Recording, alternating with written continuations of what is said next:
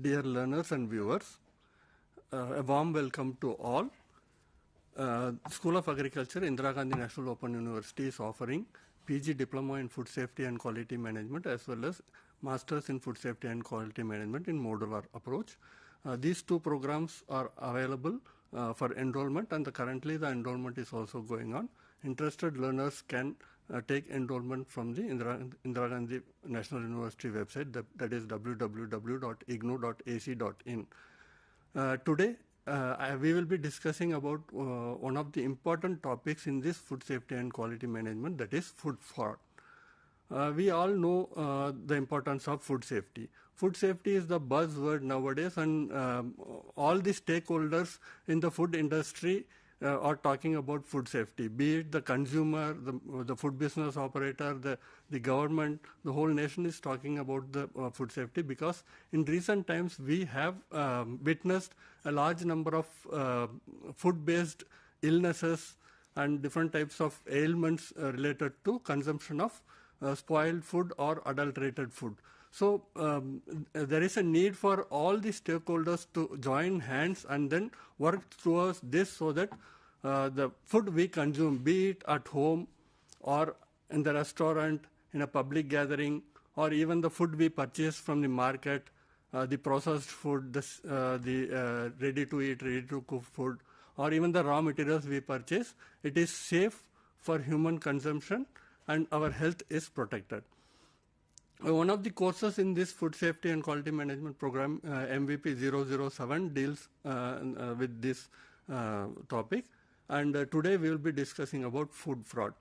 Food fraud basically is a illegal and age-old practice, but nowadays, due to more influence towards the different medias, we are getting witnessed, and we receive a lot of information about different fraudulent activities being taken up by the different food business operators. It can be at any level. It can be at raw material level. It can be at processing level. It can be at storage level, retail level. So all these levels we witness different types of food frauds, and today we will be touching upon this topic. And you might have witnessed or heard, or even in newspapers you might have read about food fraud. Have you ever thought whether we as a consumer can be fooled or misled for the food we consume? Yes, there are instances both in India and abroad where the consumers are being misled, misinformed with false claims, and adulterations there, and the unethical practices being followed during production, processing, storage, which can have an impact on the human health. So it is very, very essential that all these stakeholders come together, so that as a community we can consume healthy and safe, nutritious food. So it is the responsibility of everyone in the society to come up with this, stopping this food fraud. We have with us an eminent resource person, Miss Chinmayee. She is having 24 years of experience in the food industry in the area of certification, auditing, training, and regulatory services. She has expertise in food science and technology as well as food safety, and she is one of the important national level resource person of Food Safety and Standards Authority of India, which has the responsibility of setting standards, regulating and enforcing the food safety. And she is also a fast track ambassador.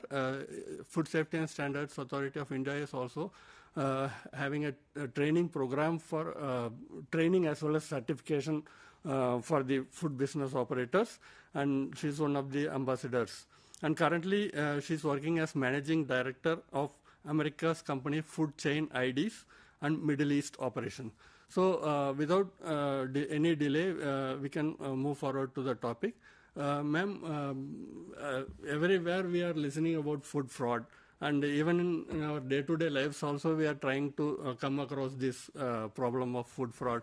We hear about adulteration in the food products, misleading claims there. So can you tell me what is the importance of this food fraud? So, Dr. Vijay, as you rightly said, food fraud is happening from ages and it's not a new thing. I remember, like, as a child, we used to see that in movies, ration में पत्थर डाल दिया है, and then yeah, पत्थर में ration डाल दिया है kind of statements, and probably that was the first interaction with the food fraud.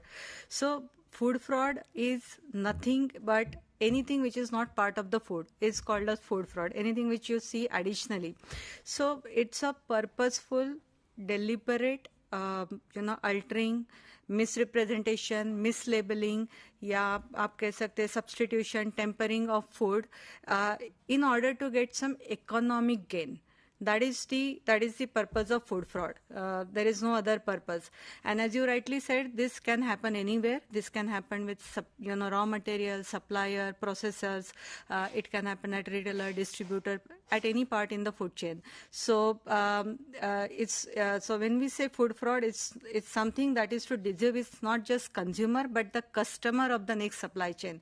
So that's why it happens. So maybe as we go further. We all know that, I mean, the prime purpose is the economic gain, but how it happens is something that needs to be discussed.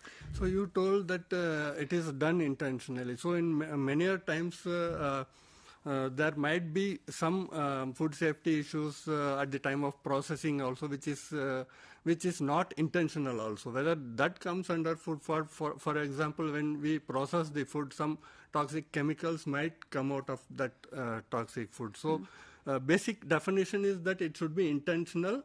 So that leads to the food fraud. The other part which is not intentional can be controlled by following different procedures like good agriculture practices, good manufacturing practices, good hygienic practices. So even good processing also. You have, when you develop a product, when you produce a product, there are different processes involved in it. So if you follow those processes in a proper way, these kind of unintentional problems or errors can be rectified. For example, there is a fault in the equipment. So that might also cause some issue with the food safety. If you process any food and then you go for the next batch, some residues might be left over in that. So that there the microbes might grow and it may lead to the food safety. So basic intention is that intentionally if someone is doing this, then it comes under the food fraud, what I can understand from your statement. Okay. So let me first take you to some incidences in past. What is really a food fraud? Because we are talking about two different terms of food safety, food fraud, and there is also third term which is called as food threat, food defense. So let me take you through this thing. So you can see over here this has been the most famous or rather infamous reported food fraud which has happened in the history, amounting to more than 300 million pounds of loss. There might be more, but this is the most reported one. So it started with horse meat scandal, and there are a number of videos, including there are various on YouTube there are stories about how this horse meat scandal had happened. So essentially the beef was contaminated with the horse meat. Now it started with this, and world suffered. World first time woke up to see why this has happened, what are the loopholes in my supply chain, which resulted into such a big scandal. And there were definitely leakages. There were a lot of points which need to be plugged in to detect this, because detection of a meat in beef was not a regular part of regular testing mechanism. It happened through DNA testing, which was not in the regular testing schedule. So this woke up the world in terms of identifying how we can look at food fraud, food safety, and food defense in a different way. Let me give you another example. I mean, what we say is that this food fraud industry is probably a reported, number is about $40 billion industry. This is reported number. There could be some more, figures attached to this, but that's the industry that we are talking about, $40 billion in food fraud. So just to give you some examples over here, I mean, these are all the examples from, past Taiwan tofu fraud, Manuka honey fraud. This was very interesting fraud because Manuka honey has got a specific, properties, which is the potent biocidal activity. The typical honey, this activity gets lost with heat and, over a period of time. But with Manuka honey, this antibacterial activity properties retain. And that is the reason why this features is called as UMF, unique Manuka factor. And more the UMF is, the more value of honey. And obviously, when there is more value, there is going to be associated fraud with it. So these are some of the examples from past. And then there are, we have seen the melamine case in China, which resulted into deaths of infant, multiple cases. If we come back to our, country, every day you will see in paper, FDA has raided so many, outlets, or they have got so much of, artificial khawa, paneer, and so on. So the fraud is, continuous, and it happens. So why they are increasing, why there are frauds, why there is, the threats, why these are increasing. So there are number of reasons. Number one is, there is a huge global complex supply chain. We don't know what we are taking. I mean, just take example of a pastry. You might have in the pastry, cocoa coming from Belgium, the wheat flour could be local, the toppings could come from, some part, raspberry could come from America, it could be anything. So one pastry probably would have, there was some study done by Walmart, and they realized that, one pastry is having ingredients being sourced from 56 different countries. Now when we have such a, large complex supply chain, unless the supply chain is seamless, the fraud, there is no guarantee that there could be, scrupulous element which cannot take, advantage of this for economic gain. So there is also, challenging economic times. Like we see number of times, GST, let's say, GST increase, decrease, import duty has increased, some kind of changes, suddenly there is a ban on export, then suddenly there is something. So there are a lot of global economics, there are suddenly somewhere anti-dumping policy come in, which result into, which also is one of the stimulating factor for, people trying to optimize their operational cost. Then there are increasing pressures on suppliers, then there are geopolitical environment, competition, sometimes there is also revenge. So all these things, contribute towards why a fraud happens. So, in our technical term, food fraud is also known as food vulnerability. And when we really see the definition of food fraud or vulnerability, it says that anything which is deliberate and intentional, which has substitution, addition, tempering, misinterpretation of food ingredients, or packaging, labeling, product information, or any false information, which is for an economic gain, which could impact the consumer health, is the definition of food fraud. Okay, now you ask the question about what is food safety, what is food fraud, and I use another term called food defense. So what are all these things? So this is a very famous slide which you will see, this picture which you will see on most of the Google. If you type the Google on terms of this is a very famous picture. Now food safety, what we typically call it as, which is being handled through the, methodology called HACCP, is basically unintentional or accidental. The examples that you gave of, equipment, some problem in equipment or something wrong in the process, which is not intentional, which is not purposefully done. They're all food safety incidences which are not, intentional. They are accidental. But now what is food fraud, or let's say food defense and food fraud? Both are same. But when the intention is different, in first case, the food fraud, the intention is economic gain. And in the second case, the intention is to create some harm. So when the intentions are different, only terminology is changing, but the act remains same. So to give you an example, I'm adding water in milk. Okay.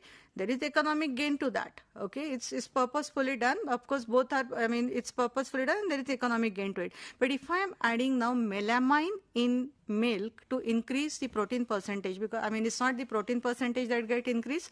To know what is the protein percentage in the milk, the testing is of nitrogen, and then melamine increases the nitrogen content. So if I'm adding melamine in that, so melamine is dangerous to health than water, right? Both act are fraud, but one is just for economic gain and the second is for, adding the it has got more impact by, by causing, up to a causing of, death to that level. So it's TACEP and VASEP. So these are the two terminologies. So when we say this umbrella is of food safety management system, and this food safety management system is incomplete without these three, aspects, which is, threat, vulnerability, and hazard. Right? So basically you mean to say that food fraud doesn't mean that it is having any effect on the health. Even if it's not having any impact on the health, but they are giving any false information, or even they are adding something not that harmful to humans, that also is covered under the food fraud. Correct. So it's food fraud. If you say food fraud in a simple terms, you can say that it's the act of intentionally modifying, adulterating, altering, misbranding, mislabeling, substituting, or tampering with any food product at any one point along the whole food supply chain. So it can happen in any stage of the food supply chain. So we have discussed about the basic definition of food fraud. Ma'am, kindly throw some light on the different elements of food fraud. Okay. So, I mean, as you rightly said, I mean, what is, the definition is the intention, the deception, with the undue advantage, exactly.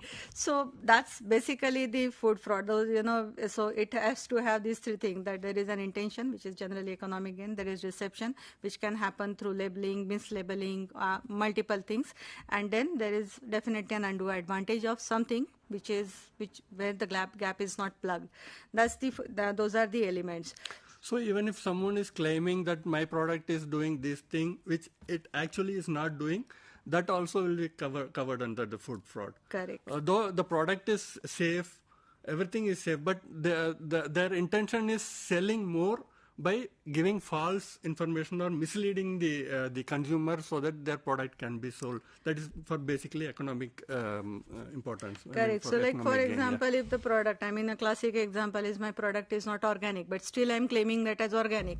Is a false thing. If my product is not halal slaughtered, but then still I'm claiming that as this is halal slaughtered chicken. It's still part of the food fraud, because I'm misleading consumers. I still remember one case, Dr. Vijay, wherein, in my earlier days of my, auditing part, I was, in a bakery and they were manufacturing milk toast. Now, when we say milk toast, it typically would have, the SMP content, the protein content would be higher. And what it was labeled was around 4% of, less than 4% of protein, something like 3.2 or so. So I asked, the person that you are claiming this as milk toast and the protein percentage is just 3.2. Why you are doing so? So he said, no, this is it, that is it. And then finally the person, confessed that if I put more than 4%, my toast is going to, XYZ country. And in that country, if the protein percentage is more than 4, then there is a different tax associated with it. So if I have to save tax, then I have to declare that as a less one. So this is also one of the fraud, because you are deceiving consumers for the content which is not part of, which is either less or more of, in that, than what you have declared. So, dear learners and viewers, we are discussing one of the important topics, not only in the food safety and quality management program, it is even useful for the common public or even the consumers. So, that is food fraud. So, so far we have discussed about the importance of food fraud, the definition of food fraud, and even Madam has showcased different examples taken place throughout the globe. So moving on with the topic, my next question will be, you have given some examples which are of different types.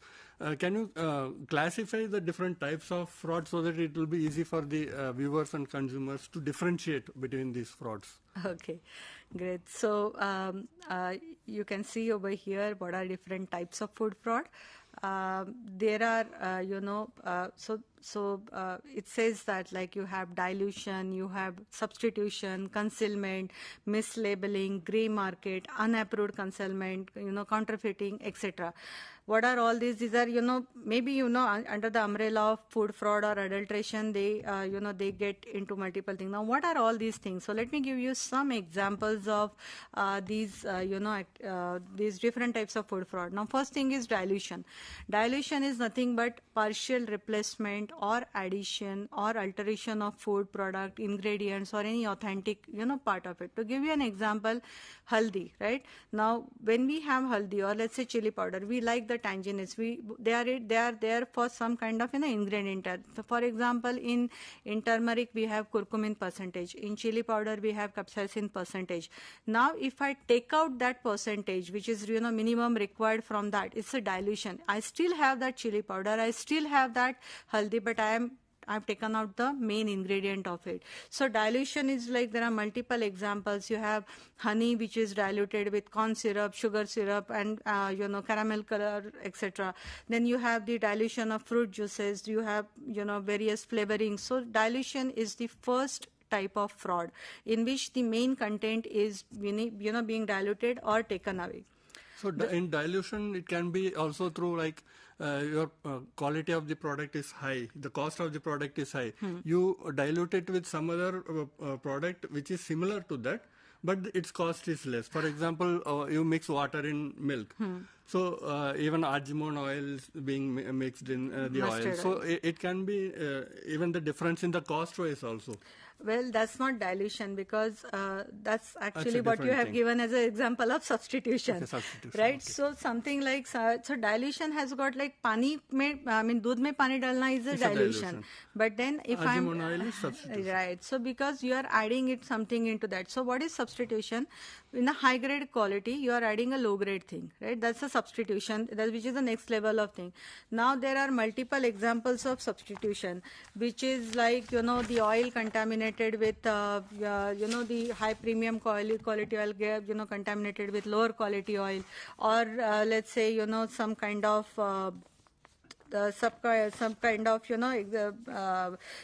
let's say cocoa powder, which is being added with carob powder, or let's say black pepper, which also gets added with some kind of papaya seeds, etc. So that's the second type of fraud. The third type of fraud is called as artificial enhancement. Now this artificial enhancement is something like addition of any unapproved chemical additive to artificially enhance the quality or quantity or some kind of organoleptic properties of the product. Now a classic example is the shrimps are added in formaldehyde to give its fresh appearance. This is a classic level of artificial enhancement which happens. Or vegetables which are colored with, typical color to close their, to enhance their either appearance or close their bruises or anything. So, so this is something called as artificial enhancement, and there is also something called as unapproved enhancement. Unapproved enhancement means use of something which is completely unapproved and that has been used as a part of to make that product. Can you give any example for that unapproved enhancement? There's one classic case which has happened in March 23 in this year. So we typically know this paprika powder, right, which is chili powder. So hum log chili powder is what? Chili ko grind kiya and that is chili powder. Generally, abhi tak humne, what we have seen is the fraud which has happened in chili powder is, color enhancement, which is Sudan dye. Through using Sudan dye, we have the color is enhanced. Now, there is a classic case reported in UK wherein there is no chili powder and all the ingredients are used to make an artificial chili powder. So, I mean, the authorities were so clever enough to deceive the recipes also. It was lead chromate 3% to enhance the brightness of the product, lead oxide 3% to enhance the color, polyvinyl chloride, the PVC, जो packaging material है, so to give the texture. Then gum arabica, which is normally used as thickener, which was used in 10%, and silicon dioxide, which is anti-caking agent, which gives the free flowing properties. इनको मिला के chilli powder, paprika powder ready किया था, जिसमें actual paprika powder था ही नहीं. So imagine the level at which the fraud can go in. Right. So these are some of the. This is the third level of food fraud. The fourth is diversion. The fourth level of fraud is called as diversion fraud, which means sale of legitimate from a legitimate market to unlegitimate market, gray market, or it can be diverted to some uncontrolled market. So that's the second level, the fourth level of fraud. The ration food is being sold in as a priced commodity. So that can come under this, or no. So for example, if let's say I'm selling let's say wheat, okay, for example, I'm selling it, I mean wheat flour in a controlled regulated market, and there I have in my regular testing I have found some molecule.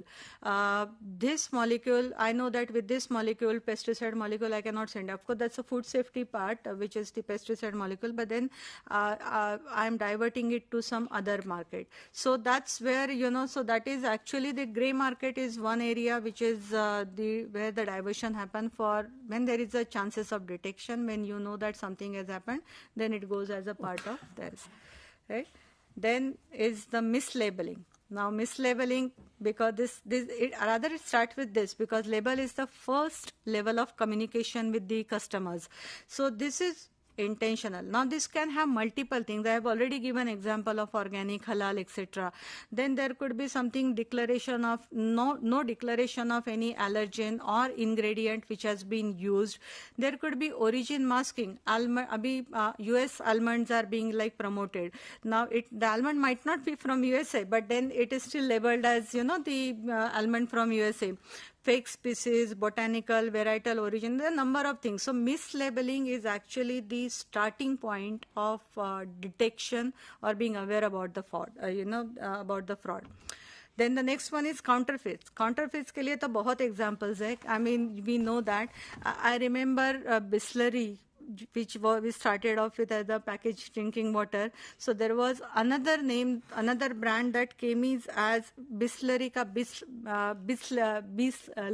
Spelling, they have changed the spelling. They have changed the spelling, exactly. So it could be, with the brand name, it could be with the formula, or it could be with the same packaging material, it can be anything. So counterfeit sample is another one wherein, maybe down the line we'll show you some of the pictures, on this counterfeit, this thing. Tempering, which is because of the supply chain lapses, the controls in the supply chain. Doodh mein pani milana probably doesn't happen at the factory level, at the dairy level, it happens somewhere down the line. So that's the tempering. And then concealment. Concealment is hiding something which is of low quality for something. So use of color, flavor for enhancing the properties. Now these are the products which has suffered or which face the maximum level of food fraud, and as you can see, the topmost is the seafood, okay, followed by oils and then fruit juices, etc. So now I'll give you some example. Both are French fries. Now you can see over here the difference between the two. One is, one is fried with vegetable oil, with canola oil, corn oil, soybean oil, hydrogenated soybean oil, all fine, all are vegetable oils, but then they have also added natural beef flavor in that. And in the second one, it is only vegetable oil. Now what kind of fraud is over here? That non-declaration of the natural beef flavor, because that might be a taboo in some of the, for some people. So that's one part. Another level, another example over here. Now you can see here the name is neat egg, the neat egg. Now the neat egg this is actually the vegan powder, and but then the name is kind of deceiving the consumers. we have all seen the number of cases, Amul, and then, it's counterfeit sample, what has come in over here, the packaging and all these things. So there are a number of frauds that happens. So dear learners and viewers, so far we have been discussing about one of the important topic in food safety and quality management, that is food fraud. Madam has clearly explained the importance of food fraud, the definition of food frauds and different types of food fraud. We'll take a short break and we'll discuss more on this on the other side of the break. Thank you.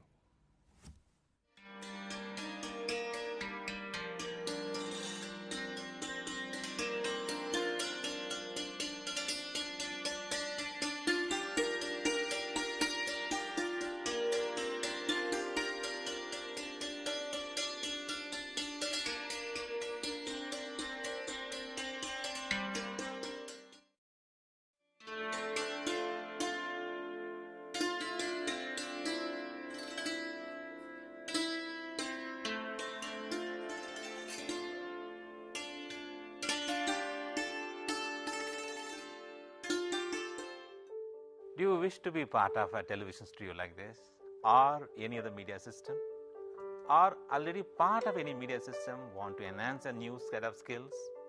Welcome to School of Journalism and New Media Studies. Here in the School of Journalism and New Media Studies, we are offering program for all set of people to learn and enhance their media skills. The vision of School of Journalism and New Media Studies is to generate a new set of professionals in the area of media and communication studies with understanding about role of media in the national development and global understanding. We offer innovative programs in the field of journalism and mass communication that sets the benchmark of high quality learning and teaching process at the national level. We offer these programs across the country with the help of our regional network as well as study center. Same manner, many of our programs are offered through online mode with a sophisticated learning management system. SOGNMS offers programs from PhD in journalism and mass communication till certificate level. We have masters in journalism and mass communication. The eligibility is a bachelor's degree, and we are introducing this program in 3 languages: Hindi, Tamil and English. Students from national and international students can join either through online mode as well as in a distance mode. We have 4 postgraduate diploma programs, specialized areas in the field of development communication, digital media, electronic media, and journalism and mass communication program. And all these 4 programs are available in distance mode. 2 programs are available in online mode, development communication and digital media. And we have specialized certificate program in community radio.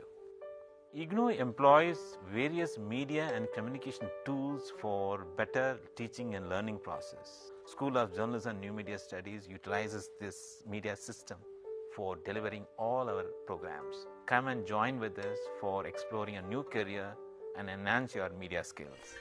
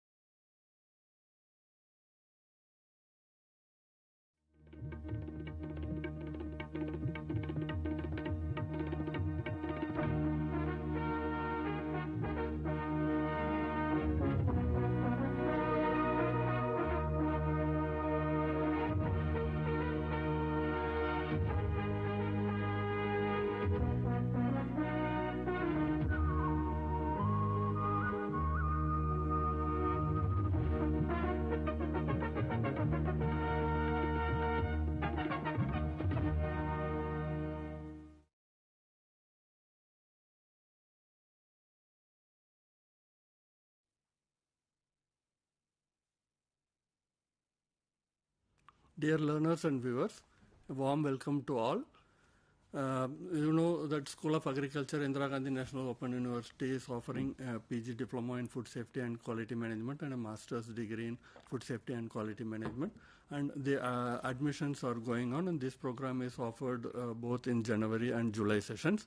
You can enroll from the Ignou website, www.ignou.ac.in.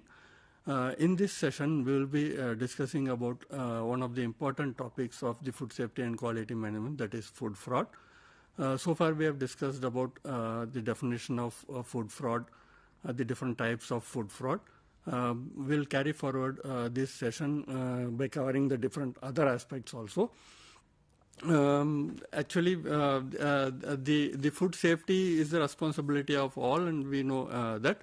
So, in order to prevent this food fraud, every person in the entire food supply chain is responsible, and they can even lead in controlling the food fraud. Ma'am, can you tell me what are the different types of controls which has to be taken up by the food business operators for preventing this food fraud? Great. So it's a nice question, and I would say that as we know that it happens from supplier end to anywhere. So typically what we do is we do, at the food processor level, the first part starts with the supplier control through vulnerability assessment and critical control point. Now, what is this assessment for? So as you can see here from the slide, that the risk assessment is for suppliers, raw material, operations, and the forward supply chain. And it typically starts with, the vulnerability characterization, design the mechanism, identifying the loopholes, and then, putting on the control measures. So these are the assessment, principles that, there is a technological situation for the product as well as for the process, because fraud can happen with product as well as with process.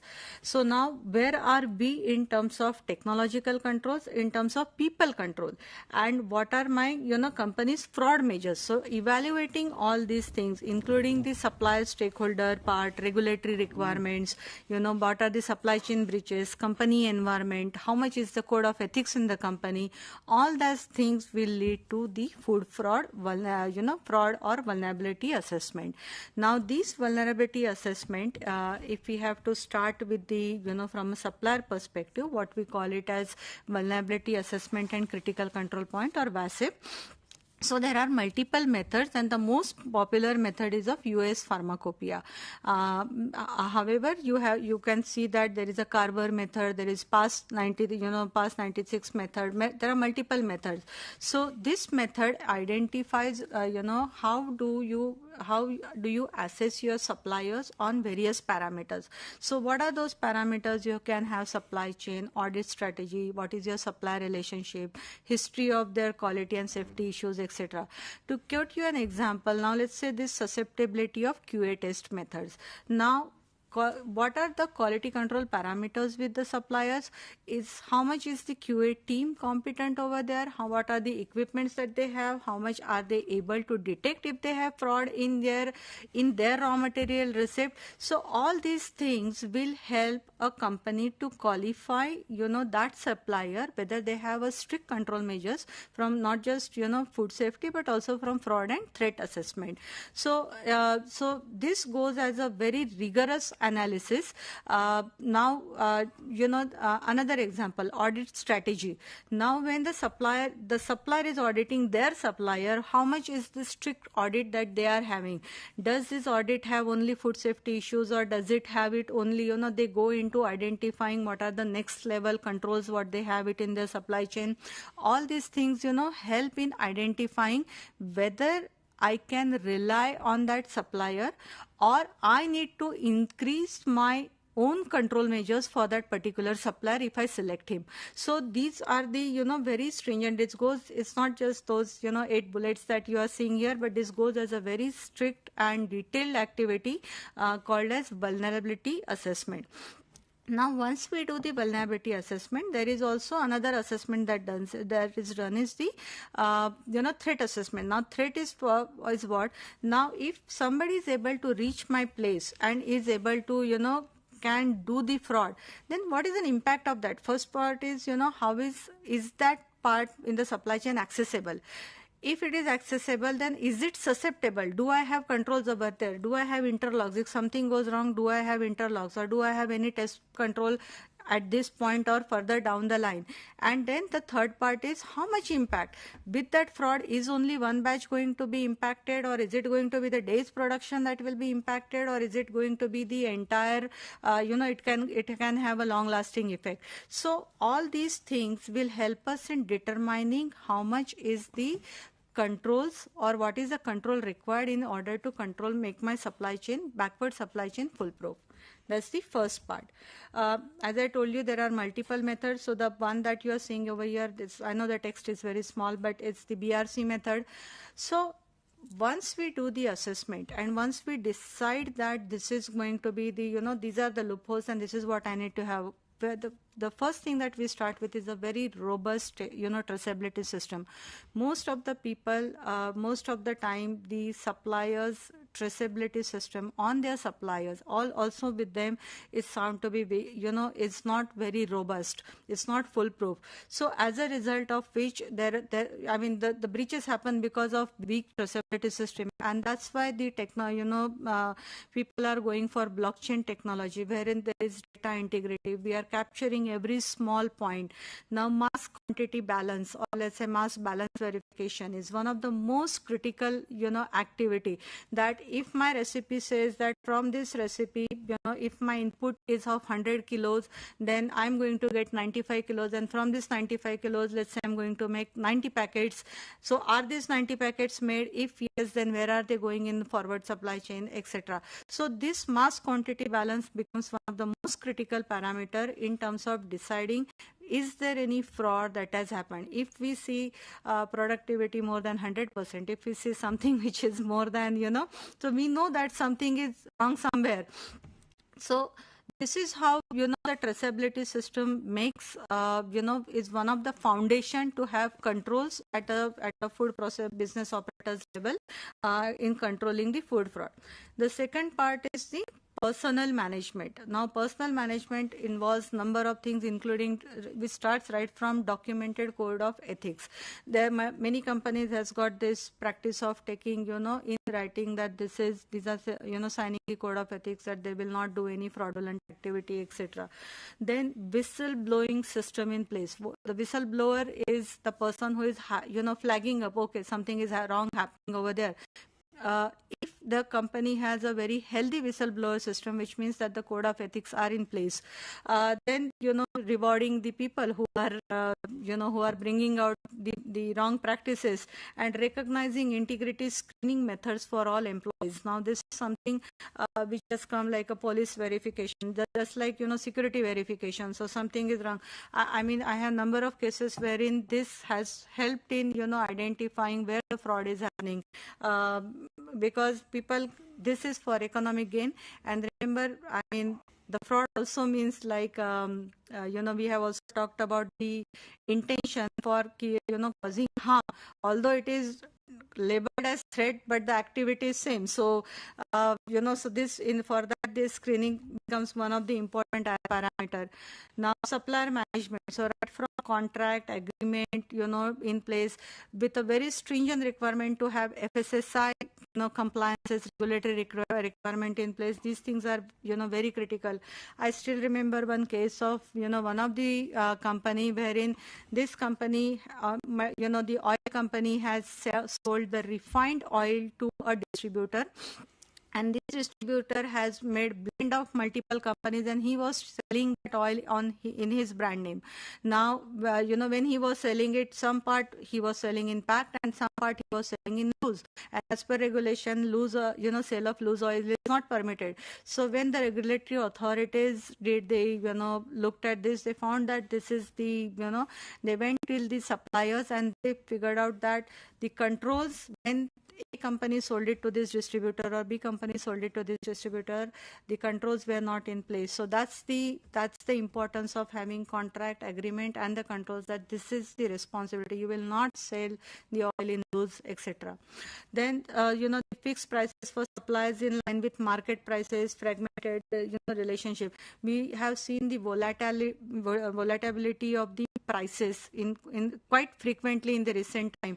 I can just take examples of this recent tomato case. Just 2 months back it was 200 rupees kg and now it is 20 rupees a kg. It's what happens in 2 months? From 200 it has come to 10 rupees. So when it goes to 200, now I cannot increase as a company, the product cost, because that cost is fixed. I cannot increase that. So then those companies who has ethics, they will not alter. But then if somebody wants to, then these are the areas. So the import prices, GST, somewhere suddenly from 5% to 18%. All these things are the triggers to cause people to get into alteration of something. Then the high level of transparency and communication. I already shared the VASIP part, and the relevant certification schemes like the certification to any food safety management system. Then is the strong verification. One is monitoring, then the second one is verification and improvement. Although we have monitoring mechanisms in place, the verification mechanism through internal audit, through various observations, through trend analysis, those things many a times are not to the full proof what is required. So from a FBO perspective, these things become identification of root cause, taking corrective actions, etc. These things becomes truly required part. Okay, one of the most part from a FBO perspective is detecting the fraud, even from the regulatory perspective for that matter. So when it comes to testing, there is targeted analysis and there is non-targeted analysis. Targeted analysis means this is a food sample and I need to check, let's say, the 1, 2, 3, 4, 5 parameters of this food sample. But whether that has got some additional thing, changing, testing for that non-targeted parameters, that requires continuous vigilance from the test perspective. Now if I take it from a regulatory perspective also, now when the somebody goes to for on a raid, what we require is a rapid detection test mechanism. वहाँ पे पनीर मिला है, but ये पनीर है या paneer analogue है, ये detect करने के लिए I need the on spot rapid test. How much we have those rapid tests for the adulterants, the type of adulterants, number of type of adulterants that we see in the market. So honestly speaking, there is also a need in R&D to come out with different types of rapid test mechanisms, which will help everybody, whether food safety or everybody who is involved in the testing part, to determine whether there is a fraud, whether there is an adulteration in the material that I am receiving. So you have discussed about the part which is the food business operator part. For these things to be taking place, the human resource is there, but capacity building is also very, very important. Whether the capacity building, any program is there or any kind of activities are going on. Great. So it's a nice question, and definitely, if I talk about FSSAI through Fast Track program, I would say that they have really initiated the part of not just the hygiene but also various mechanism of detecting the food frauds. The number of training that they are taking is mind-boggling, and anybody can go on the Fast Track site and see different types of programs that are being run. I guess 18 different programs, and then there are basic, advanced, and special programs which is targeting specific elements, for the detection from hygiene to detection of fraud. So, and then the companies also run their own program because food fraud is everybody's. Honestly speaking, it's a brand reputation. It's a health if something goes wrong, there is the reputation loss is much higher, right? So, So the consumer has any role in these control measures, or it's only the responsibility of food business operator? Great. Yeah. So as a consumer, definitely even I would like to be aware, because I do not know whether the food that I am eating is is adulterated or not. So FSSAI has released the book series called DART, D-A-R-T, which is Detect Adulteration with Rapid Test mechanisms. So what they have done is they have listed 50 different type of tests that can be performed at a regular household using water, simple things like tincture iodine, etc. for the products like milk and milk products, oil and fats, sugar and confectionery, food grain and its products, spices and condiments.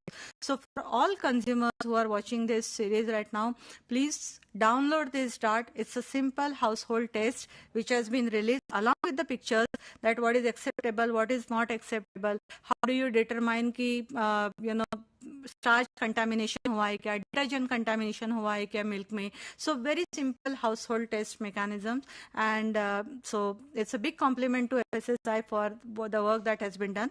But besides, I would also give a reference to Ministry, the Consumer Protection Act, which is for the consumers, and through multiple sources there are a number of websites wherein you can put in across anything which you see as a fraud, which you feel that is a fraud, it's not right, that can be communicated to the government. So FSSAI, Ministry of the Consumer Health, Consumer Affairs, they have done number of measures. So if I would talk on the perspective of the consumers, I as a consumer, if I find that someone is doing some fraudulent activity, so what should I do? Right. So as I said, FSSAI has the reporting lines through multiple channels. It's continuously displayed on their website. So FSSAI then, basis the complaints that are received, then respective state FDAs are directed to, investigate the matter. Then there are, Ministry of Consumer Health has, Consumer Protection has given number of websites. So I would say the entire, the mechanism is working towards, safety of consumers from not just food safety, but also the adulteration or fraudulent activities. So if I feel that I purchased a product, and that product I feel is having some problem, or they are doing some fraud, whether I can test it by sending it to some place or some testing lab, or are there any specification for that lab also? Yes, so FSSAI has approved the test laboratories. Besides FSSAI has a referral laboratories. So sample picking is a regular activity they test in their laboratory as a part of food surveillance activities. And if something is found, wrong, if there is some kind of fraudulent that has happened, you can see the number of penalties that are here on the screen, which have been released for doing non-compliance of any activity. So if the slide can be displayed here. So you can see there is penalty for selling of food without meeting the, the quantity, right from quantity till substandard food, misbranded food, even misleading advertisement, unsafe food. So there are right from, let's say, 50,000 rupees till maybe 50 lakh rupees, including in some cases, if it's really bad, imprisonment, it can go to any level. So there is enough channel working in the interest of all these things are to protect the consumers, so that everyone is discouraged from doing a fraud.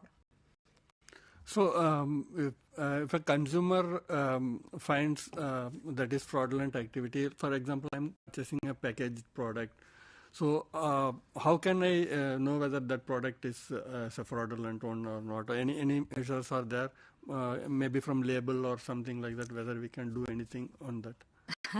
So here I would like to, refer over here that we need to be vigilant, right? Not everything that you hear, that you see is fraudulent, and not everything that is communicated to you is also fraudulent. I mean, one of the example that I can take is like palm oil. I mean, this is being communicated that this is an enemy, right? So we need to be vigilant to know what is really good for me, what is over there. Now something like, you take a packet of biscuit and you are feeling that, okay, the taste is not the way what you have been, which you are used to it. You find something and you are putting it, okay, I'm finding the thing as taste, because for some things there are no standard. I mean, how much chicken is to be put in chicken biryani, or how much, chicken is to be used in chicken butter masala recipe. So there are no standard for that. So if you find something as, chicken is less, you have to put that, okay, chicken is less. But then something which is obvious, for which there are standard, for which there has been, defined mechanism, those are clearly available and those can be definitely reported. So when we talk about food fraud, there can be challenges. So what kind of limitations or challenges in detecting this food fraud? So as I mentioned before, before that, the main challenge is the rapid detection. That at that time, I need to know that whether there is a fraud in that, and that's where the test, the testing mechanism needs a kind of improvement, and there is a need for rapid detection. There is a need for accuracy. See, any fraud that happens, nobody will contaminate entire product. The fraud happens at the percentage of maybe 3, 4, 5, 6%. It happens in minimal quantity. The test of the adulteration, and that's where the testing plays a very vital role in detection of fraud. So, dear learners and viewers, as you know that Indira Gandhi National Open University is offering a PG Diploma in Food Safety and Quality Management and a Masters in Food Safety and Quality Management. So, this is a modular program, so you can enroll either for the PG Diploma or for the Masters program. And if a learner registers for Masters program and complete 1 year and finds it difficult to continue the program, then he or she may exit and get a PG Diploma in Food Safety and Quality Management. So the admission for this program is going on, and you can enroll for this program from Indira Gandhi National Open University website, that is www.ignou.ac.in. So dear learners and viewers, in this session we discussed in detail about the food fraud, its definition, its importance, scope, the different types of food fraud, and different control measures which has to be adopted by the food business operator or the consumers, and how to detect this food fraud, maybe detect the adulterant by the consumer at the household level, and different types of penalties or these things being given to the persons who are involved in such kind of food fraud.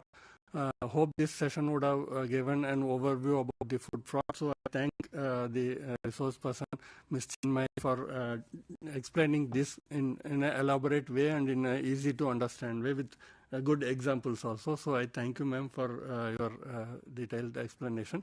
Thank you, learners. Thank you so much. And I would like to just end this session with one sentence which I like about food fraud is, if you see a food fraud and if you do not report the fraud, it said that you are also a fraud. Right? Thank you so much. Thank you. Thank you.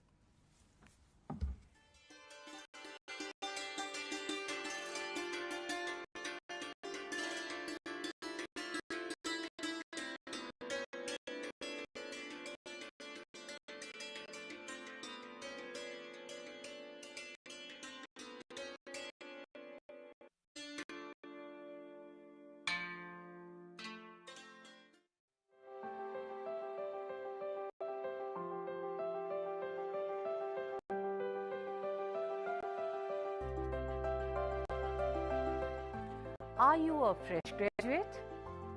Do you want to fulfill your educational aspiration by pursuing higher education in various interdisciplinary and multidisciplinary areas like environmental science, environment and occupational health, philosophy, sustainability science, folklore and culture studies? If yes, the School of Interdisciplinary and Transdisciplinary Studies offers various programs like Master's Program, Graduate Program, Postgraduate Diploma, Certificate and Appreciation Program. The school offers 5 Master's Programs. Master of Science, Environmental Science. The eligibility criteria for MSc Environmental Science is Graduate in Science, BTech, BE, Agriculture Graduate, Forestry Graduate and Veterinary Graduate. School also offers Masters in Environment and Occupational Health, Masters in Sustainability Science, Masters in Philosophy and Masters in Folklore and Culture Studies. The eligibility criteria for these 4 Masters programs is graduate in any discipline. The school also offers various socially relevant and need-based PG Diploma program like PG Diploma in Sustainability Science, PG Diploma in Environment and Occupational Health, PG Diploma in Folklore and Culture Studies and PG Diploma in Migration and Diaspora Studies.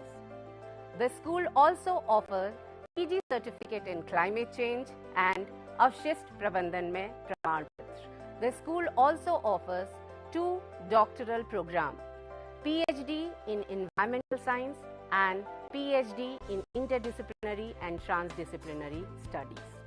The school offers various innovative technologies and multimedia for providing a very excellent student support system. The study material is of high quality. The learner support is provided through Gyan Darshan, Gyan Vani, IRC, Swayam Prabha and Swayam channel of Ignou. For more detail, please log in to Ignou website. For online admission in these programs, visit school site and also the summer online education portal of Ignou. So please join these programs and fulfill your educational aspiration.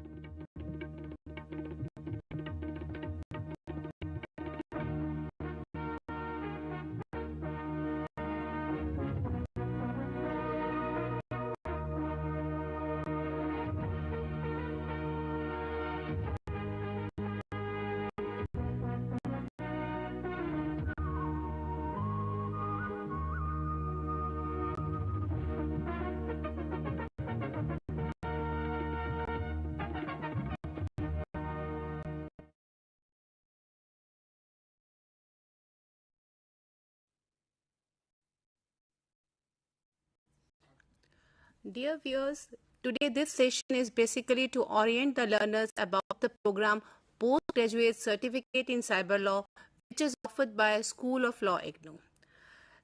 We all are using information communication technologies today, and the use of internet, the growth in the internet and the cyberspace so far has been created.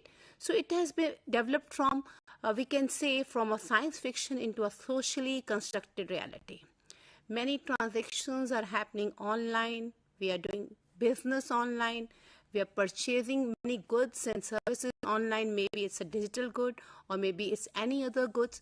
So most of the transactions are going online. Maybe it's a banking. Even the educational services, or we can say we are having right now virtual classes. We are having webinars, seminar conferences via online mode. So this growth in internet and communication technology has changed our lifestyle. So many changes have come and it has become, boon to the society. So we are utilizing these services to most of the extent we can. And it has become now the part of our life. But with this growth in the communication technologies, there are certain issues also which are emerging. And there is need to regulate the cyberspace. Now, there are various opportunities which is giving the criminals the new opportunities. They are using the fake identity, or they are using new avenues to have a new type of crimes, which we can say are technology-aided crimes. We always have a conventional crimes like forgery or a defamation and many other online gambling. But with the use of this information technology, the qualitative impact of these crimes have been increased. It has been enhanced. But not only the qualitative and quantitative impact of conventional crimes have been expanded, but the technology-aided crimes like unauthorizedly accessing the system of some other person or throwing viruses, Trojan horses to the other system, or many like denial of services or theft of internet hours, steganography or phishing, frauds relating to the internet crimes, banking frauds. So they are all emerging. And there is a need to regulate this cyberspace. So the purpose of this program, when we introduced this program, was there are certain objectives which we have framed for the purpose of this program, so that in this program, there are certain objectives like to enable the learner to explore, acquire the critical understanding of what is cyber law. Another thing is we also want the learner to develop, certain skills, how they can identify the fraud is happening or some deception is happening, and how to deal with those crimes. For example, cyber pornography crimes are right now. You need to understand what is how the cyber pornography is happening. What is the law relating to that, or what are the fraud or deception techniques the people are using to fraud the other people, or use of a fake identity, fake email ID.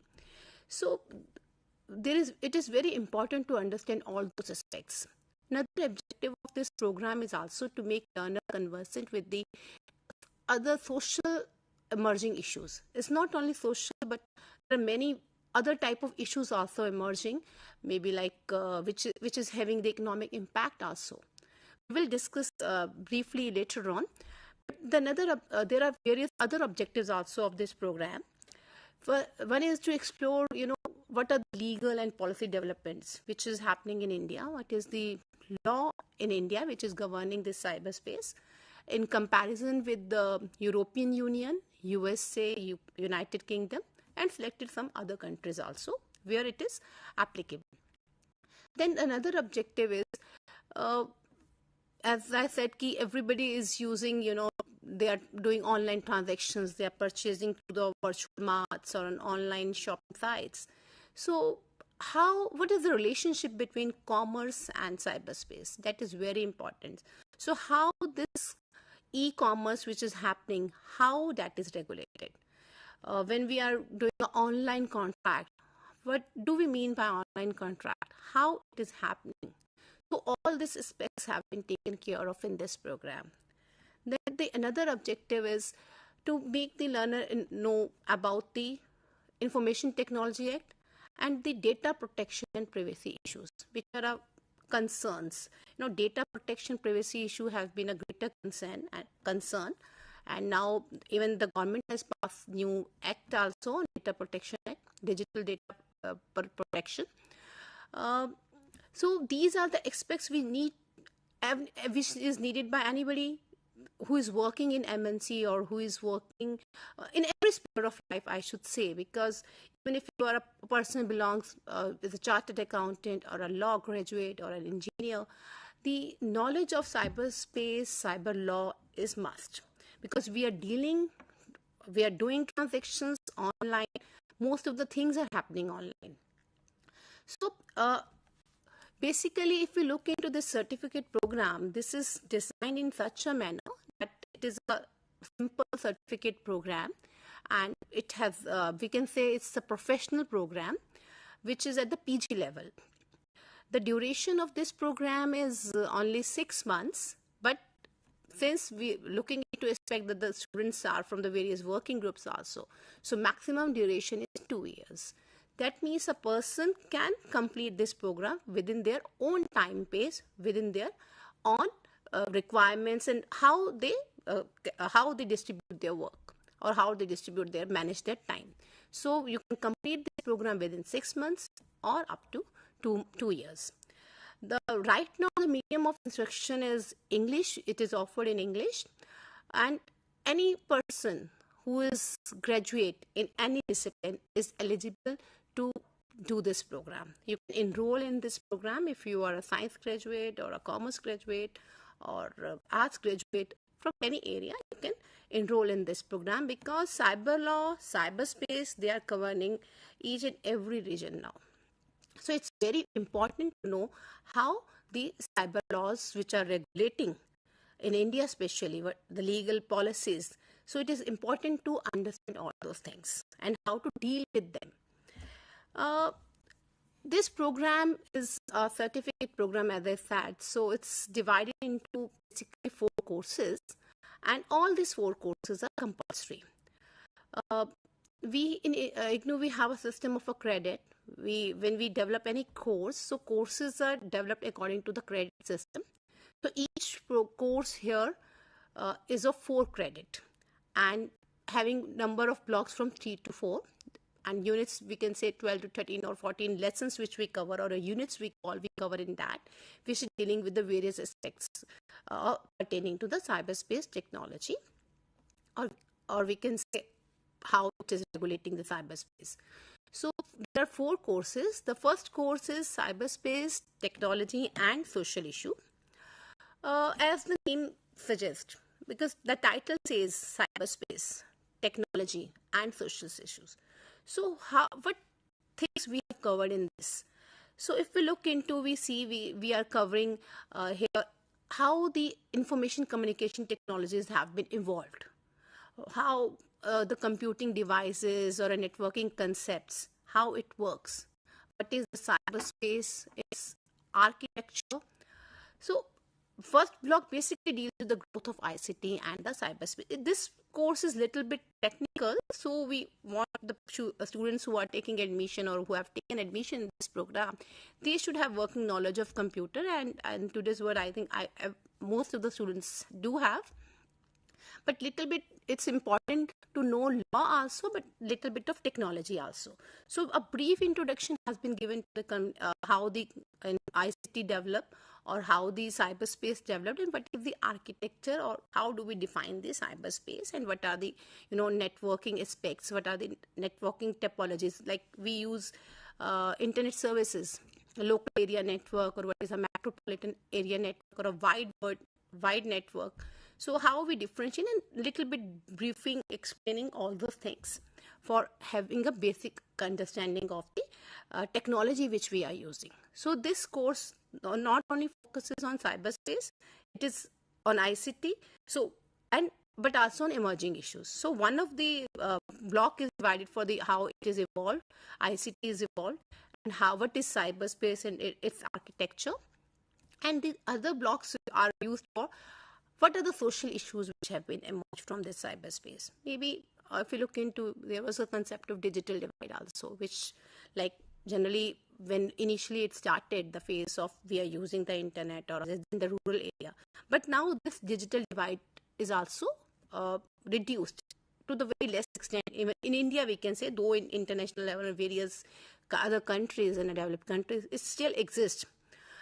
So that was also a concern.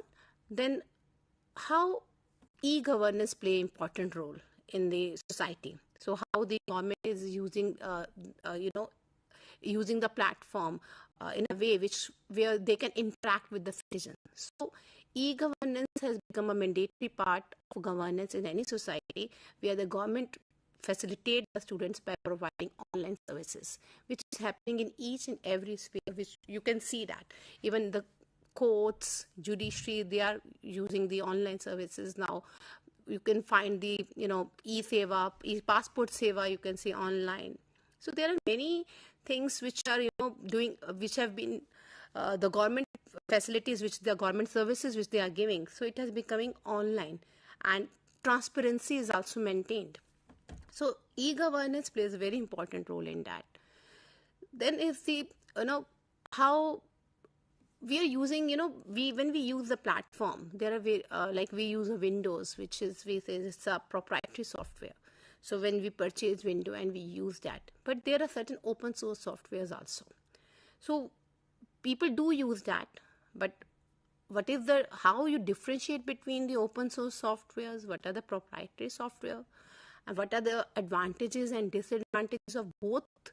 And so we try to give introduction of that aspect also to our learners. And then various other issues which are also very important social issues, like the concept of sovereignty, democracy, integrity. So when we say we are sovereign, that means we are not under the control of any other country. So when we say we are a sovereign state, but when it comes to the cyberspace, the issues arises. What is the issue is jurisdiction, and it's a boundaryless. When we say it's internet we are using, naturally it has no boundaries, geographical boundaries. So the question of if the conflict comes or if the crime is committed, under which jurisdiction it falls, that is a very important issue. What would be the law which would be applicable on that? Maybe it's applicable, the Indian law would be applicable, or which law should be applicable. So this is very important to know, to determine how the issues can be resolved in cyberspace. And there is also anonymity of users also, and they are people sharing the information. There are lots of blogs right now. So if we look into the traditional media, always the newspapers are always the edited versions, but here there are certain platforms which people can post anything. So that needs to be censored, and how it has to. Now the government has also passed many regulations to regulate all these aspects. So there are many new rules have come, how the intermediaries have to act, or how they should not disclose the personal sensitive information of the persons. And even the people are using lots of social media. So how this social media is to be governed? What are the rights of the netizens? So it's very important to understand those aspects. Then the second course basically focuses on regulation of cyberspace. This basically provides what is under the Information Communication Technology Act. So it deals with various aspects, not only the objective of the Information Technology Act, but how the functional equivalent approach is applicable through IT Act. It says legal recognition of electronic records. So whatever we are doing electronically, so they are also recognized. So it talks about the electronic signatures or authentication of electronic signatures or digital signatures. So when it's not only the transactions which is happening online in other media or in other businesses, but even the government services. So e-records are given legal recognition which is equivalent to the pen and paper document. So the recognition of a document which is required in earlier government services or anywhere, that it has to be in a physical form or a hard copy. Now, if it is kept in the soft copy, that is also given the legal recognition. Even the signatures, digital signatures are given the legal recognition. Besides from this, Information Technology Act deals with the certain, penal consequences, or it also provides for certain offenses, because that is very important aspect when we are governing the cyberspace or a cyber law. So there are certain technology-aided crimes and for which if a person suffered any damages, then he needs to be compensated. So if we look into the IT Act, Section 43, basically it provides for if there is any person unauthorizedly accesses the computer or a computer system or a computer network of any other person, then that person who has suffered the wrong, the person who has hacked into system is liable to pay damages as a way of compensation. So it's not only one ground which is unauthorized access, but it could be, denial of services, or change in the source code, or diminishing the value of any document, like modification in any data, or theft of internet hours, or putting, viruses or a Trojan horse or worms in some other person's computer, that his work is, diminished. So these type of things have been covered under Section 43 of the IT Act. It not only provides penalty provision for a compensation to a person, but also the companies also have to pay if there is this type of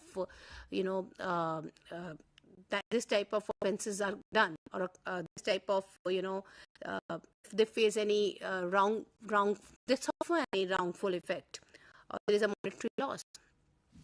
But then there are certain penal provisions also, so which are categorized into offenses. That means there is a criminal intent behind that, and they should be served not only with any damages or a compensation, but they have to suffer the punishment for that, which may be from 1 year to 10 years. So there are, along with the fine also.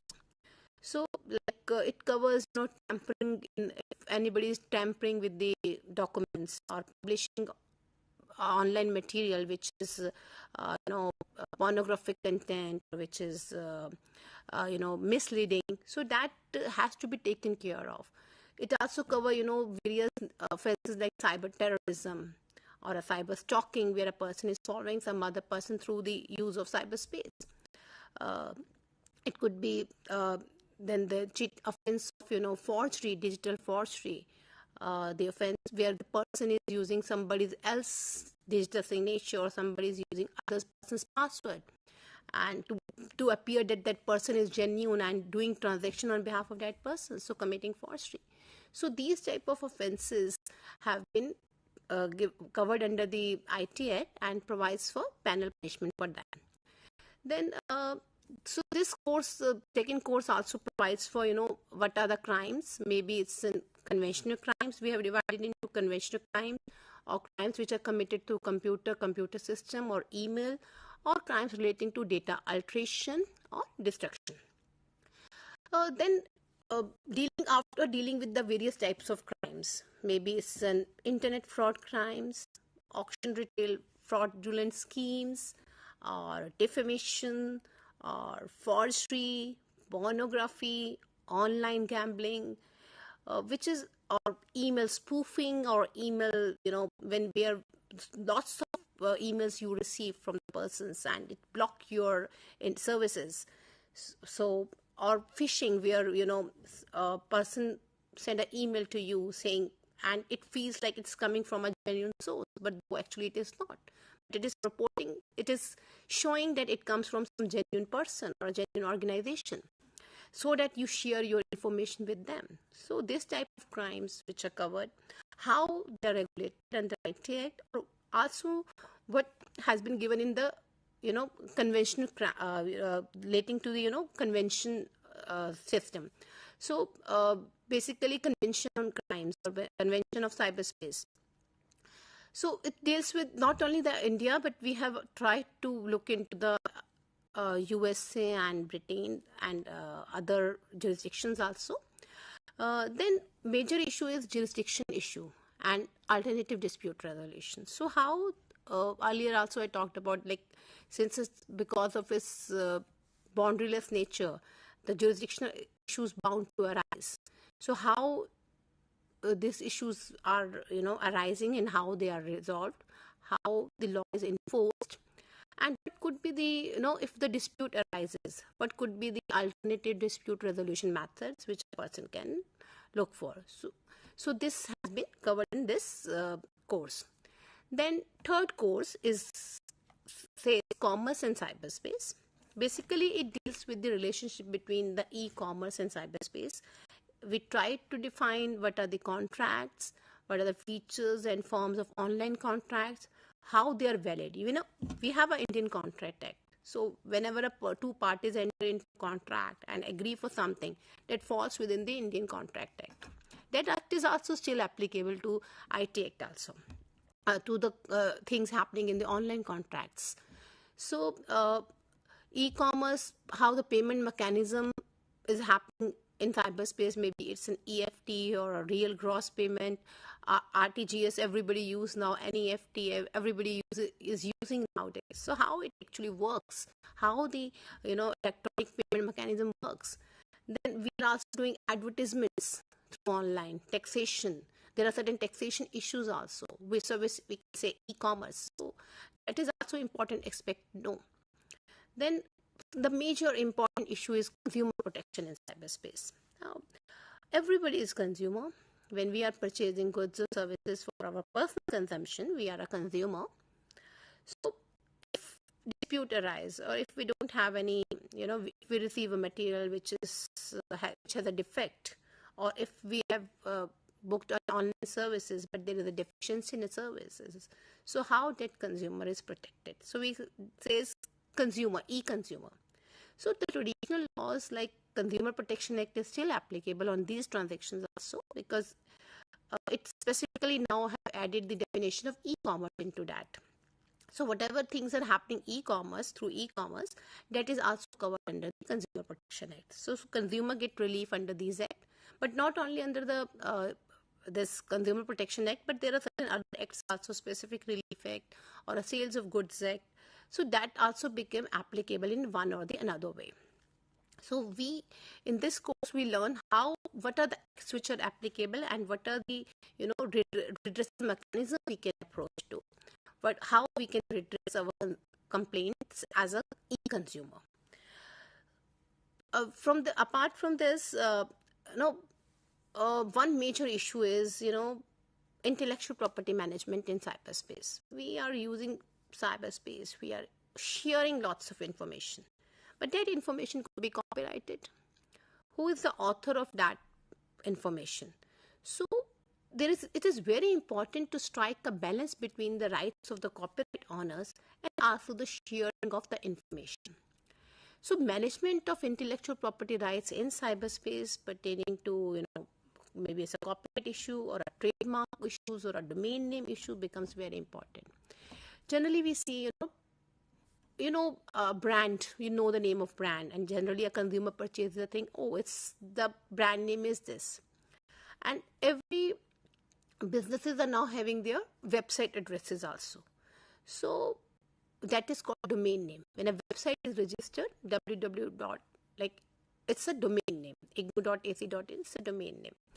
So how these domain names are given, and it depends upon country to country, or there are certain categories of how the domain names are given, but we will not go into detail here.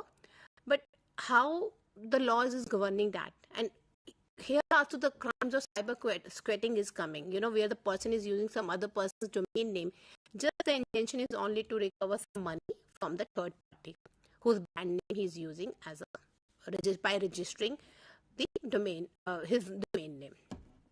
So these type of issues are coming. Then linking, inlining, framing, or peer-to-peer networking. So these type of issues are very important to understand.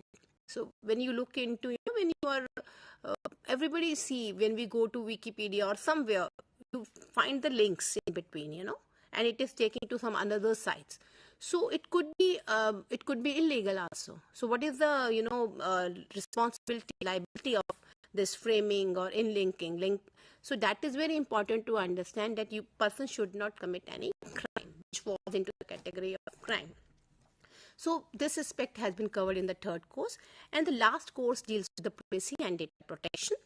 So concept of privacy, I need my privacy. I don't want my information to be shared. But today in the world of information communication technology, I think these concerns have been raised also, but neglected also. So we are sharing our information to everybody.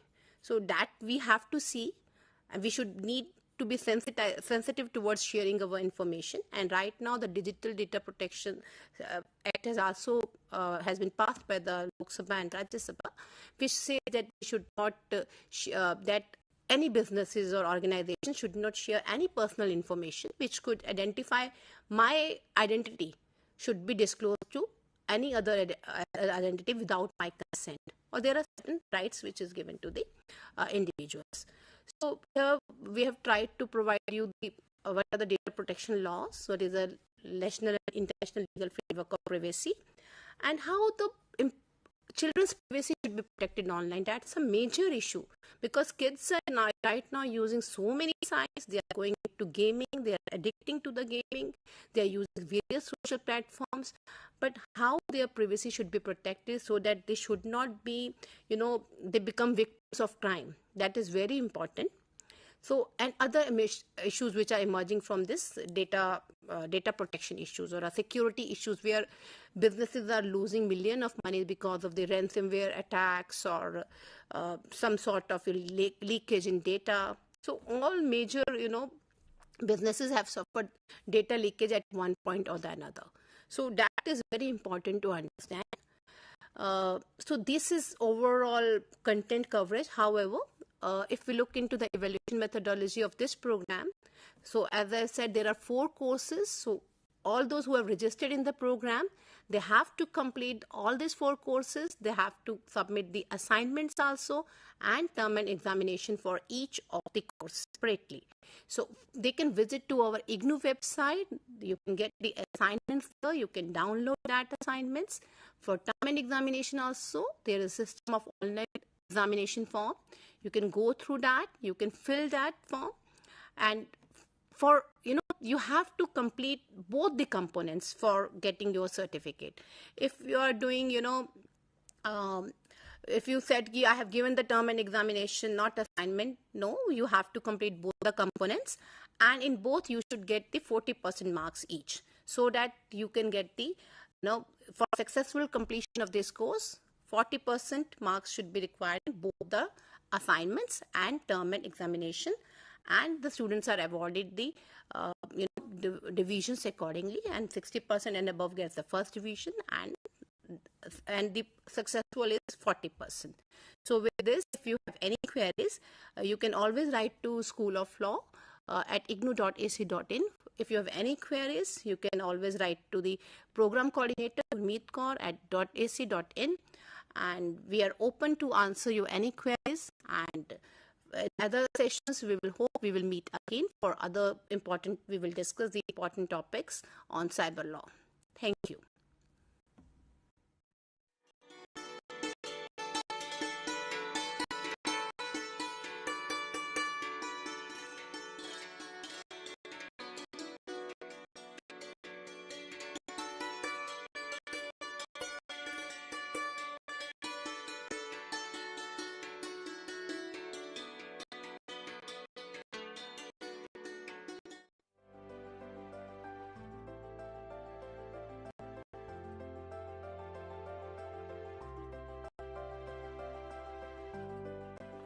We wear clothes on a daily basis.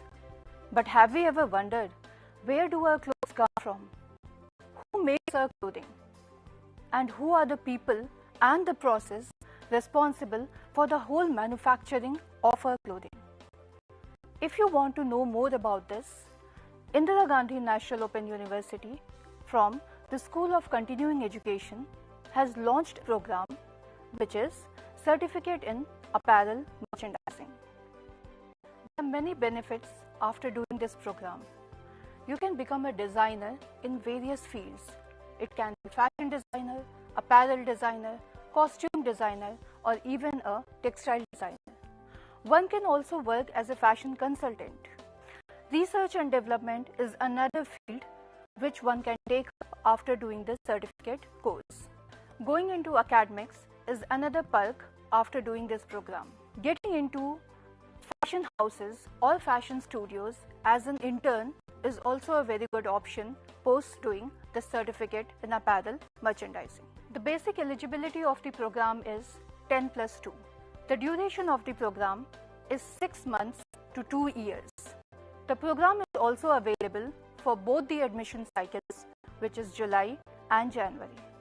The exams are conducted twice a year, in June and December. So what are you waiting for? Join the program and get an enriching knowledge in the field of apparel merchandising. And to do so, you can log on to the official website of the university, www.ignou.ac.in.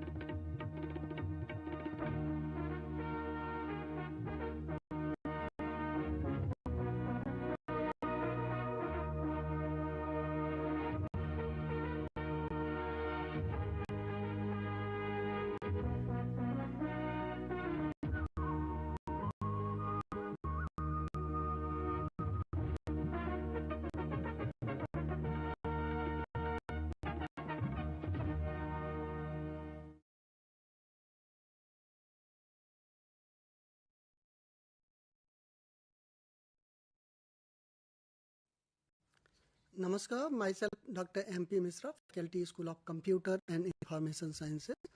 I am with you in this session on topic related to everybody's interest. Basically, everybody is looking forward to see that how the development in the area of computer science or IT is helping to develop different kind of application. And on and off, as a student or even as a general audience, you might have heard about machine learning. Machine learning is being used for solving different kind of problem. So in this session, I will be discussing with you the very basic concepts related to machine learning, or what actually machine learning is, and how it is different from normal artificial intelligence applications, or how other artificial intelligence applications are different from the machine learning applications. That also we will try to discuss, and then we will try to see that what kind of applications are developed using machine learning.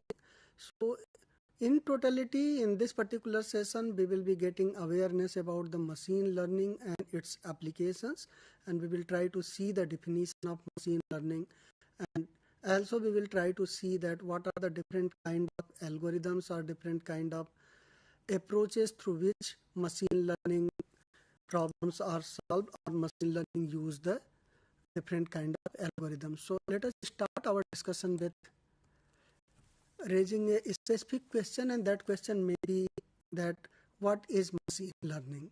So in generic term, we can say that machine learning is a branch of artificial intelligence that pushes forward the idea that by giving access to right data, so give more focus to this particular word, giving access to right data, machine can learn by themselves how to solve a specific problem. It means a branch of study in the area of artificial intelligence is called machine learning, where we are having some set of specific data available to us, and that particular data we are providing to a system, and system in itself is capable enough to learn from that particular set of data. And learn what? Learn, obviously the data will be belonging to certain domain, certain kind of problem, and you will be having certain kind of specific algorithms or specific objectives which you are trying to fulfill. So that particular objective will be fulfilled by machine learning itself. I will be elaborating more on it, that what actually meaning of learning by themselves or learning by itself. And obviously we will be talking about the specific problem, then you are more concerned about the knowledge associated with the domain in which we are talking about that specific problem. For example, let us take some example related to health system. If we are talking about the specific problem of health system, for example, let us say that there are certain symptoms associated with certain patients, and those symptoms in combination are turning up to be diagnose certain kind of diseases. So this is definitely done by the expert doctors, but if you are having very large volume of data, how you can develop a system that in itself continuously learn and refine, and on the basis of that, if you are providing certain input of that type, so it predict and tell you that these are the possible diagnosis, or these are the possible indicator of different kind of diseases which may be predicted on the basis of the data you are providing, and that particular prediction machine is doing on the basis of the learning of the previous data which is available there. So that is the basic philosophy behind it. And machine learning usually provides system with the ability to learn and enhance from experiences automatically without being specifically programmed. It means that if you are having a system, in that system, if you are continuously providing data to train that particular system continuously, and you don't have to specifically or separately program by providing different kind of logic, then that particular system will learn itself. Now let me explain this particular with the help of one example. In normal scenario, what we do in computer science, or what kind of problem we solve using the computer science or computer science application, specifically the programming languages or databases, we are going to deal with a straightforward logical related problem where certain rules are there. On the basis of certain rules, you have written certain statements, and those statements are executed and you are getting the result. So In this you are giving input, your program is performing certain operation and you are getting output.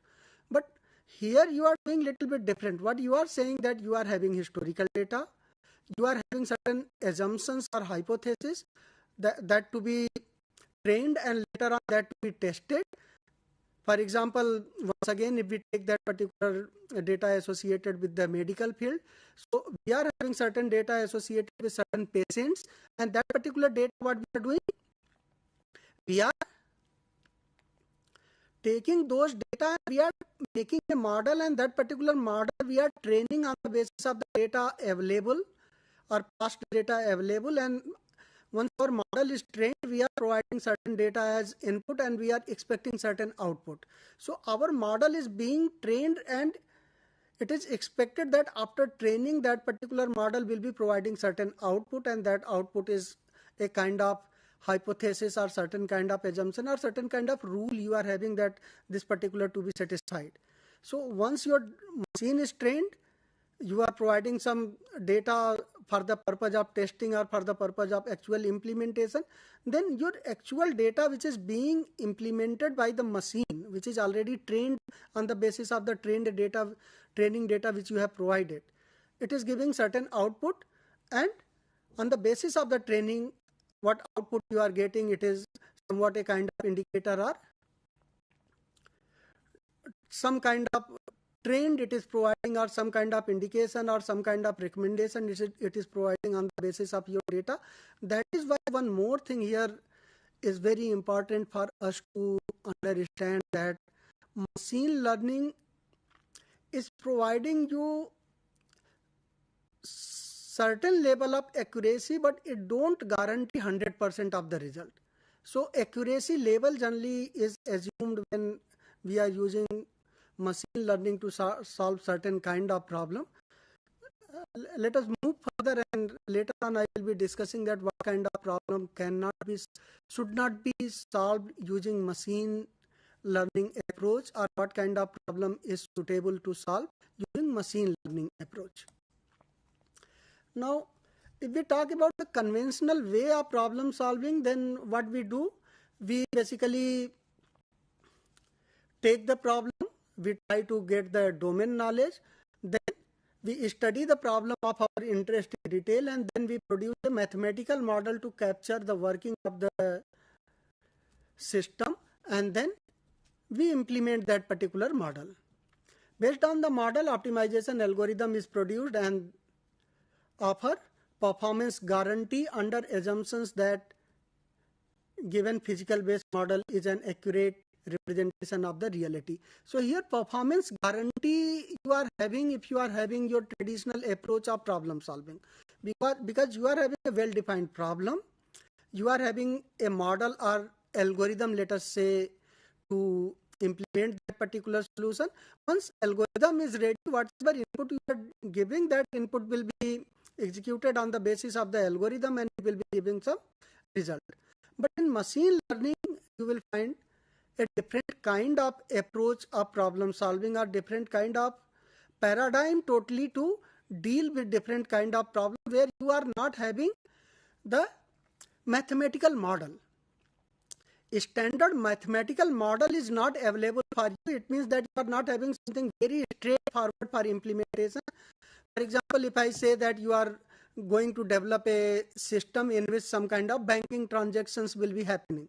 So this is a very straightforward mathematical model that you are having, that you will be having certain accounts, you will be having certain rules, on the basis of that accounts will be handled and different kind of transaction in that particular account can be performed.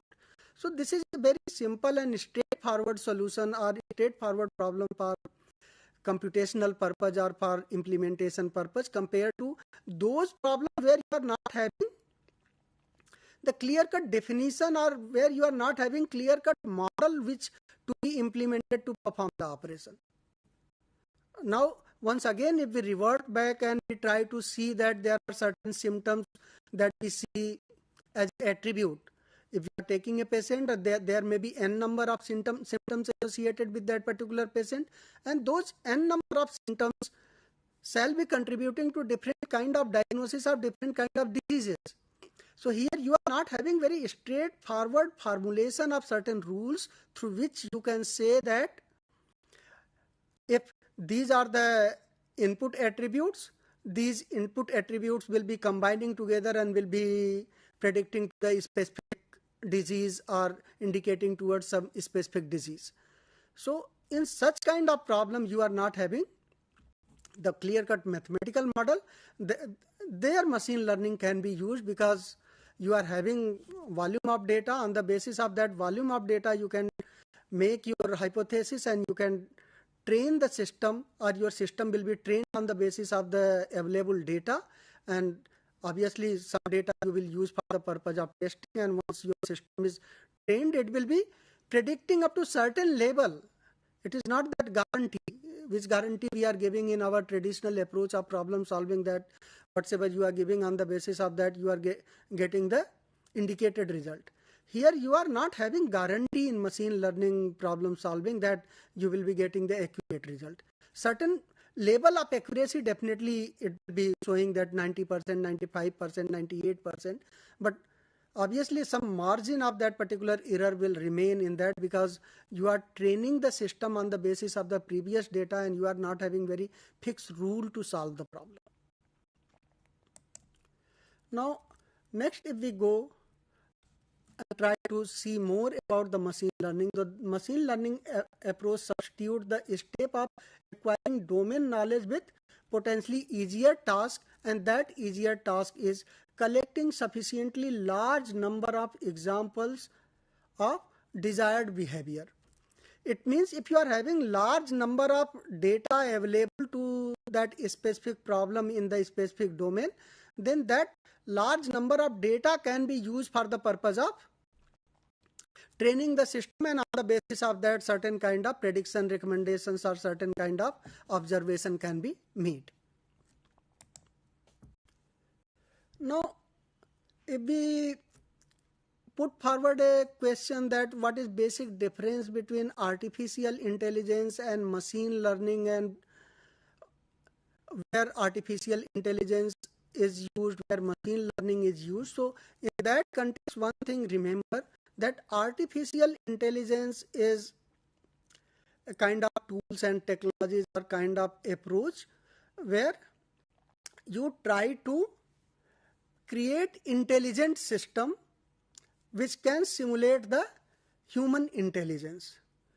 And on the other hand, machine learning is a branch or under that particular umbrella term of the artificial intelligence. Machine learning is a subsystem inside that, or a sub branch of the artificial intelligence. If I say artificial intelligence, it is having broader coverage, broader approach of problem solving, which solve certain problem on the basis of certain rules, which solve problem on the basis of certain training, and we solve certain problem on the basis of certain neural network or some other. So all these combined together make the artificial intelligence. But we see from top to bottom, so at the top or at the umbrella term, you can say artificial intelligence is there. Under that, machine learning comes, and in machine learning also, if you go deeper, one more branch of the study comes, that is known as deep learning.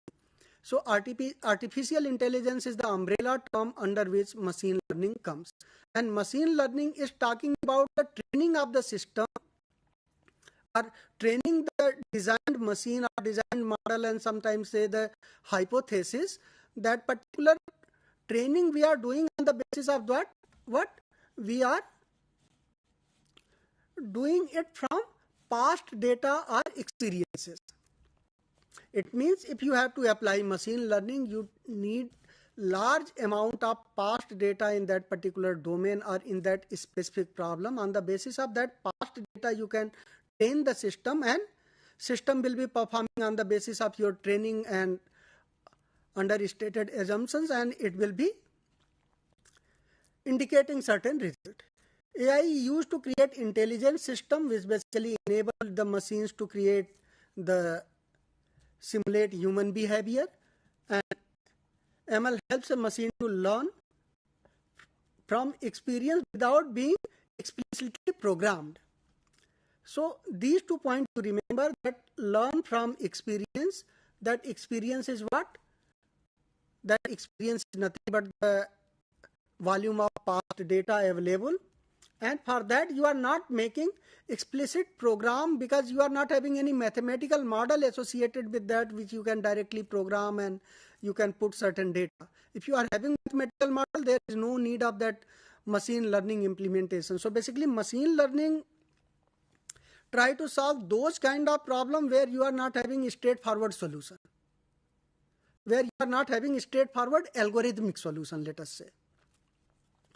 So in that case machine learning is used, and in that case what you need is volume of data that can be used for the purpose of training and testing of your designed machine, and then that particular machine will be performing the training part, and then you can test. And obviously one thing you remember, that there is no guarantee of the 100% accuracy in your result.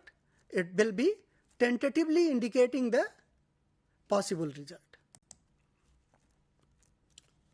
AI help to machine make intelligent computer system to solve complex problem, and those complex problem may be some kind of recommender system, rule-based system, some system in which you can directly apply certain kind of logic that also work, and it is trying to simulate the human intelligence. But on the other side, machine learning is used to gain accurate recommendation prediction from past data experience. If you are having past data experience, on the basis of that you are making certain kind of hypothesis or assumptions, and then you are training the system, and if you are giving some new data, so you can predict that this new data will be indicating towards certain indications, or it will be indicating towards certain pattern or certain association or certain recommendation. And nowadays you can see many applications in our day-to-day life also that is being provided with the help of machine learning implementations. And those applications are, for example, if we take the social media Facebook, in that if you are having certain group of people in your friend list, on the basis of certain experience or exposure or usage of that particular social media platform, it keep on recommending you certain friend list. So that is happening on the basis of your past experiences, past data, which is on the basis of your exposure or your liking, as well as on the basis of the number of friends or the kind of people you are having in your friend list. And similarly, on some shopping site also you can see that on the basis of your past experience or past experience of the people who are doing shopping similar to your shopping pattern, on the basis of that system see that what you are looking for, and on the basis of that it recommends something new to you. So that kind of recommender system is nothing but a kind of trained system or trained machine that is taking you as a input at the time of searching up certain kind of item, and it is recommending on the basis of that. So that is also using the machine learning application.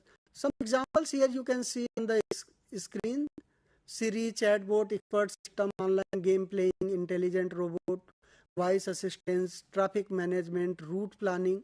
These all are the different application areas. There are many more. These are only just few listed here. Machine learning application include speech recognition, image recognition, online recommender system, Google search algorithm, Facebook auto friend tagging suggestions, fraud detection, self-driving cars. And these all things involve high computational as well as communication technologies. In addition to that, these things are having backup of very large volume of data. On the basis of that, system is being trained, and then system is performing accordingly. For example, if you take the self-driving car, it will be using the current 5G technologies with the help of certain IoT devices, or you can say there are hundreds of sensors which are communicating directly, and those all sensors are generating different results, and on the basis of those data generated or volume of the data generated, your system is being trained and it will be working accordingly, and gradually it will be becoming more intelligent when the future situation arises, and on the basis of past experiences it will be taking the decisions. Some historical facts let us see about the machine learning. Machine learning is said to have been born in 1950. Alan Turing proposed the artificial intelligence learning machine first, and Frank Russell Blade designed first neural network simulation program for simulating human brain around 1957. Recurrent neural network is born in 1982. In 1997, IBM Deep Blue beat the world chess champion. And one more thing which along with the history we can say that we do not yet know how to make computer learn nearly as well as people learn. So that is obviously a challenge, and that particular challenge gradually will be filled up with the help of latest development in the technology field, in the algorithm field, or when you are going to study the machine learning, you will find that a lot of mathematical and statistical formulation behind it is there. That particular formulation and statistical understanding and computational capability provide the system to make the learning and make the decisions, and on the basis of that make the recommendations, and those all things are happening on the basis of the data which you are having. So machine learning draw on a concept and result from many fields including statistics, artificial intelligence, philosophy, information theory, biology, cognitive science, computational complexity and control theory, and many more areas you can include in it which is associated with data generation and problem solving. So best way to learn about the machine learning is to view all of these areas in different perspective in which you are trying to solve the specific machine learning problem and understand the problem setting, algorithms and assumptions which you are going to make or realize. So in the field known as data mining, machine learning algorithms are being used routinely to discover valuable knowledge from the large commercial database containing equipment maintenance record, loan application, financial transaction, medical records, and many of that particular like. So in any field you can explore where you are having past data available, and on the basis of that you are going to do some kind of future predictions. So here if we try to once again look into whatever we have discussed so far. So machine learning is one branch of the study, one branch of the artificial intelligence. That particular branch talk about solving such kind of problem where you are having historical data available or past data available, your past experiences available, and you are not having very straightforward mathematical model to solve that particular problem. So there you can use machine learning. Now where machine learning we cannot use or we should not use, normal application development. If you are making some kind of transaction system, there is no need of any machine learning. Routine exercises, for example, if you are managing the payroll, there is no need of any machine learning because a straightforward mathematical model is available. But if you are having some problem, let us say that in a system, what kind of patients are expected to develop certain kind of diseases after certain point of time, that particular prediction you can do on the basis of past experiences, past data, and training your hypothesis, whatsoever you are making. Hypothesis means clear-cut definition you are making to test for the output, or you are having some understated assumptions. That particular assumptions you are expecting to meet. For example, if XYZ attributes of that particular patient persist for certain period of time, then that particular patient is leading towards certain specific kind of diseases, that kind of assumptions you are having. So that particular assumption, if you test on the basis of past data, then on that particular basis you will be in position to predict and in a condition to check things that whether it is meeting to your hypothesis or not. On the basis of that, you can make the system and you can train that particular system with the past experiences, and your system gradually, by taking the input, will be more accurate with the time. So with this, I conclude this particular session here. I will continue on this particular topic in some coming session. So thank you very much for being with me in this session.